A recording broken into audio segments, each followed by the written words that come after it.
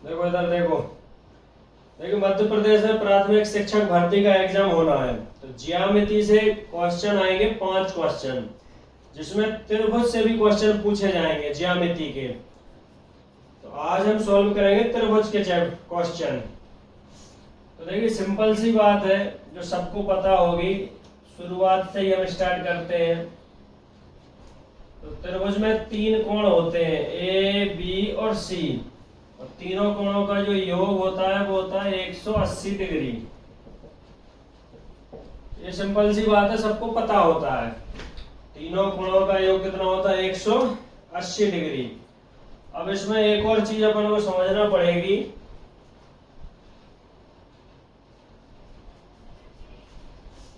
जैसे ये त्रिभुज है ए बी और सी, अब किसी एक लाइन को अगर आगे बढ़ा दें, किसी एक लाइन को आगे बढ़ा दें, तो इधर जो बहिष्कोण बन रहा है, इधर कौन सा कोण बन रहा है? बहिष्कोण। इसको हम नाम दे सकते हैं कोण ए सी डी। ए सी डी। तो बहिष्कोण का जो योग होता है वो दूर के अंतः कोणों के योग के बराबर होता है। तो कोण ए सी डी किसके बराबर हो जाएगा? कोण ए और प्लस कोण बी के। तो ये भी याद रखना है, इससे भी क्वेश्चन आ सकता है। इधर कोई कोण दे देंगे, इधर दे देंगे, तो ये वाला कोण पूछ सकते हैं। तो याद रखना कि बहिष्कोण, बाहर वाले कोण का जो योग होता है वो दूर के दोनों अंतः कोणों के योग के बराबर होता है। अब वो होता है इसलिए क्योंकि ये पूरा कोण कितना होता है? 180 डिग्री होता है। अब 180 डिग्री में से ये मान के चलो कि 50 है, तो ये कितना बचा? 130। अब जे 50 है और त्रिभुज के तीनों कोणों का योग भी 180 होता है, जे 50 है, तो ये दोनों कोण त्रिभुज के हिसाब से कितने बचेंगे? 130। और ये भी 130 बच रहा है क्योंकि ये एक लाइन पे कोण है, तो एक लाइन का कोण टोटल कितना होता है? 180। तो इसलिए जो बाहर का कोण है वो दूर के अंतः कोणों के योग के बराबर होता है। एक इसमें पॉइंट लिख लो कि किसी त्रिभुज में दो भुजाओं का योग सदैव तीसरी भुजा से बड़ा होता है। त्रिभुज में दो भुजाओं का जो योग है वो हमेशा तीसरी भुजा से कैसा होता है? बड़ा होता है। तो इससे भी क्वेश्चन बन सकता है। त्रिभुज की 3 भुजाएं दी गई होंगी, फिर ये पूछेंगे कि इनसे त्रिभुज बन सकता है कि नहीं बन सकता है। ये 4 ऑप्शन दिए गए होंगे, 3-3 भुजाएं उसमें दी गई होंगी। तो ऐसा पूछेंगे कि त्रिभुज बन सकता है कि नहीं बन सकता है। जैसे अपन एक एग्जांपल से समझे कि मान लो त्रिभुज की भुजाएं हैं 5, एक है 4 और एक मान लो 2। तो इनसे त्रिभुज बनेगा कि नहीं बनेगा? तो प्रश्न त्रिभुज की शर्त है कि त्रिभुज में जो दो भुजाओं का योग है वो हमेशा तीसरी भुजा से कैसा होता है? बड़ा होता है। त्रिभुज में दो भुजाओं का योग तीसरी भुजा से कैसा होता है? बड़ा होता है। तो इसमें अगर दो भुजाओं को जोड़े तो 5 और 4 9, ये तीसरी से कैसा है? ज्यादा है, तो सही है। 4 और 2 6, ये तीसरी से ज्यादा है, सही है। और 5 और 2 7, ये भी तीसरी भुजा से ज्यादा है। यानी दो भुजाएं को जोड़ने पर तीसरी भुजा से ज्यादा आना चाहिए टोटल, तो वो त्रिभुज की भुजाएं हैं।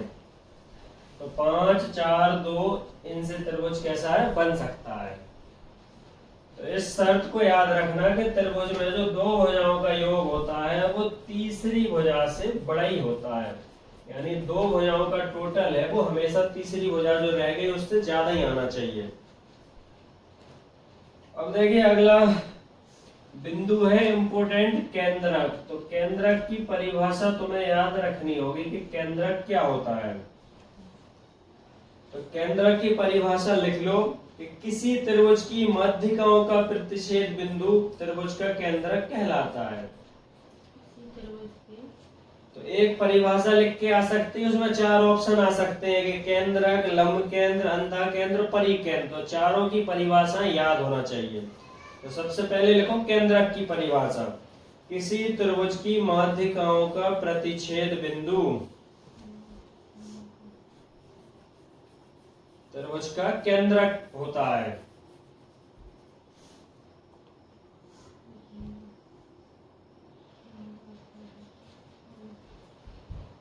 केंद्रक की परिभाषा याद रखना है कि त्रिभुज की माध्यिकाओं का प्रतिच्छेद बिंदु, इसे इंग्लिश में बोलते हैं सेंट्रोइड।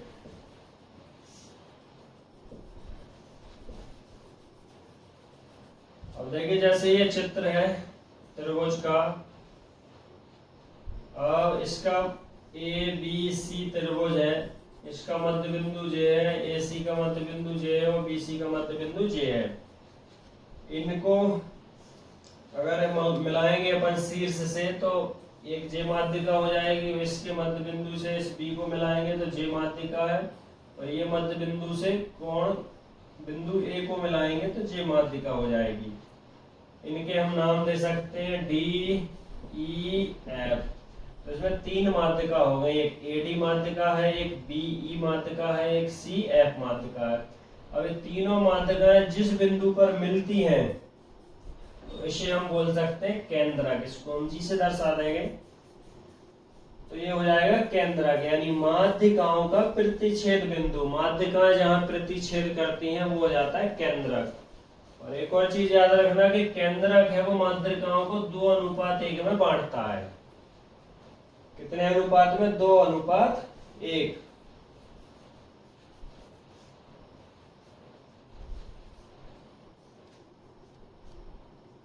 ऊपर का हिस्सा दुगना रहता है और ये आधा रहता है उससे, यानी जो 1 है तो जो 2 होगा, ये लंबाई अगर 5 है तो ये 10 होगी, ऊपर डबल होता है। तो केंद्रक है वो शीर्ष से माध्यिकाओं को 2:1 में बांटता है। अगली परिभाषा याद रखना, लंब केंद्र। लंब केंद्र, अब देखो लंब केंद्र की परिभाषा लिखो, शीर्ष से, त्रिभुज के शीर्ष से विपरीत भुजा पर डाले गए लंबों का प्रतिच्छेद बिंदु लंब केंद्र कहलाता है। त्रिभुज के शीर्ष से विपरीत भुजा पर डाले गए लंबों का प्रतिच्छेद बिंदु लंब केंद्र कहलाता है।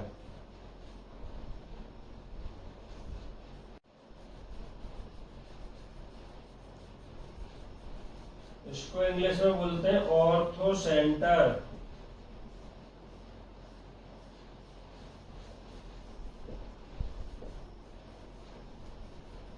तो इसकी भी परिभाषा याद रखना। देखिए लंब केंद्र क्या कहता है, अगर हम चित्र समझें इसका, कि जो एबीसी त्रिभुज है, परिभाषा है कि शीर्ष से विपरीत मतलब सामने वाली भुजा, ये शीर्ष है ए, अब ए के विपरीत यानी सामने कौन सी भुजा है? बीसी।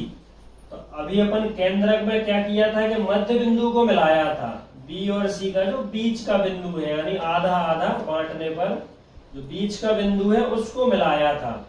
अब लंब केंद्र नाम से ही क्लियर हो रहा है, लंब। अब ये बीच का बिंदु से मतलब नहीं है, जरूरी नहीं है कि वो बीच का बिंदु हो। मान के चलोगे जो थोड़ा सा ऐसा बना दे अपन चित्र को, अब बीच का बिंदु तो इधर का ही होगा, लेकिन सामने वाले बिंदु से लंब डालना है, सीधी ऐसी लाइन डालना है कि वो 90 डिग्री बनाए, तो ये होगा लंब। अब लंब केंद्र में अपन को इसके मध्य बिंदु से नहीं मिलाना। केंद्रक में किससे मिला रहे थे? मध्य बिंदु से। इसमें मध्य बिंदु कहीं अलग हो सकता है, मध्य बिंदु पे भी लाइन आ सकती है 90 की, अलग भी हो सकती है। सीधी सी बात है कि शीर्ष से सीधी लाइन खींचना है 90 डिग्री पे। अब ऐसे ही बी बिंदु से अपन सामने लाइन खींचेंगे 90 डिग्री, 90 कोण बनना चाहिए। ऐसे ही सी बिंदु से एक लाइन खींचेंगे तो इधर भी 90 डिग्री का कोण बनेगा। तो इसको भी अपन ऐसे दर्शा दो, तो ये हो जाएगा लंब केंद्र। तो लंब केंद्र की परिभाषा याद रखनी है कि त्रिभुज के शीर्ष से सामने वाली भुजा पर डाले गए लंबों का जो प्रतिच्छेद बिंदु है, यानी लंब जहां पर काटेंगे वो लंब केंद्र कहलाएगा।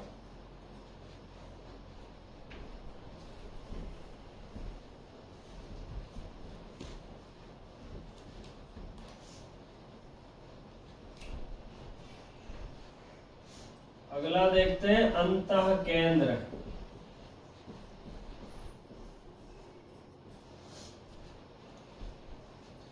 अंतः केंद्र को इंग्लिश में बोलते हैं इन सेंटर।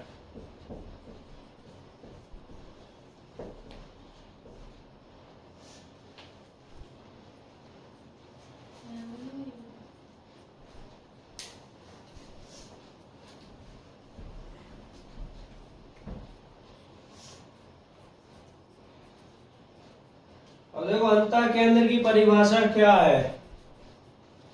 त्रिभुज के सभी कोणों के आंतरिक समद्विभाजकों का प्रतिच्छेद बिंदु त्रिभुज का अंतः केंद्र कहलाता है। ये त्रिभुज है, ये ए बी सी तीन बिंदु हैं और ये कोण होगा इसके तीन, ए कोण जे है और बी कोण जे है और सी कोण जे है। तो कोणों के समद्विभाजकों का प्रतिच्छेद बिंदु, लिखो परिभाषा, कोणों के समद्विभाजकों का प्रतिच्छेद बिंदु, कोणों के समद्विभाजकों का प्रतिच्छेद बिंदु त्रिभुज का अंतः केंद्र कहलाता है।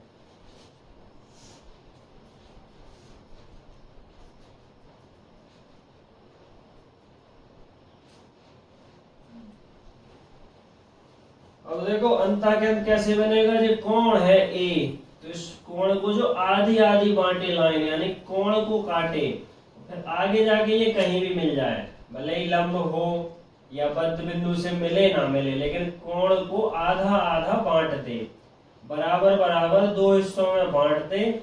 ऐसे ही इस बी कोण को ऐसी लाइन खींचोगे आधा आधा दो जगह बांट दे, ऐसे ही ये सी कोण को दो जगह बांट दे।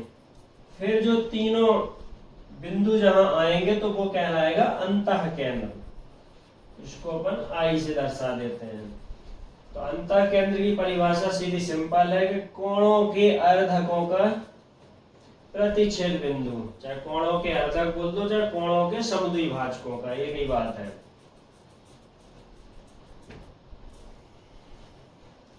अब देखो एक और परिभाषा है परिकेंद्र। परिकेंद्र,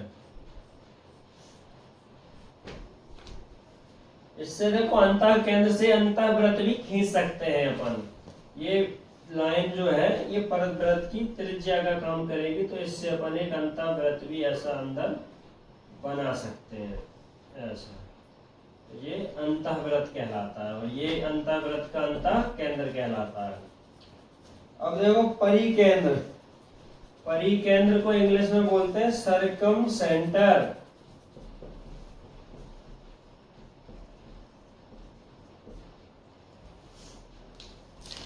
परिकेंद्र की लिखो परिभाषा, त्रिभुज की भुजाओं के लंब अर्धकों का प्रतिच्छेद बिंदु, त्रिभुज की भुजाओं के लंब अर्धकों का प्रतिच्छेद बिंदु त्रिभुज का परिकेंद्र कहलाता है।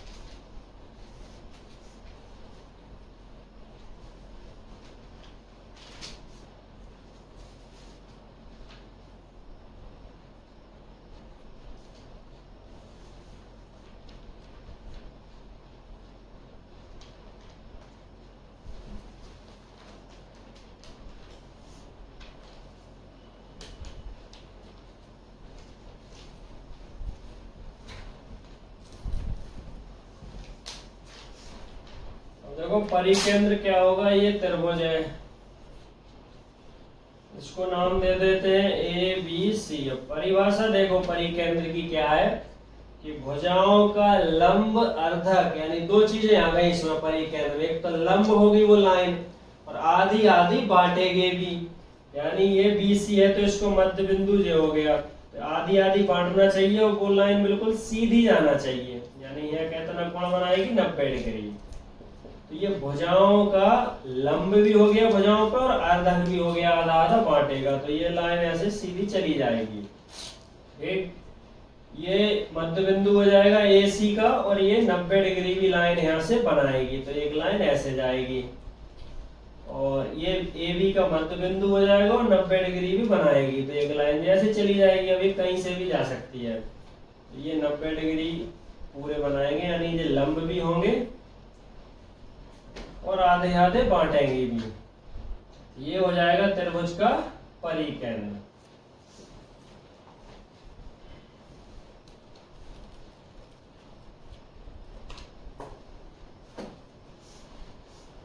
परिकेंद्र होता है जो परिव्रत होता है, ये शीर्षों से होकर जाता है। तो थोड़ा व्रत से भी समझ लो इसको। परिव्रत कहां से जाता है? त्रिभुज के शीर्षों से। ऐसा ये परिव्रत है और ये इसका हो जाएगा परिकेंद्र।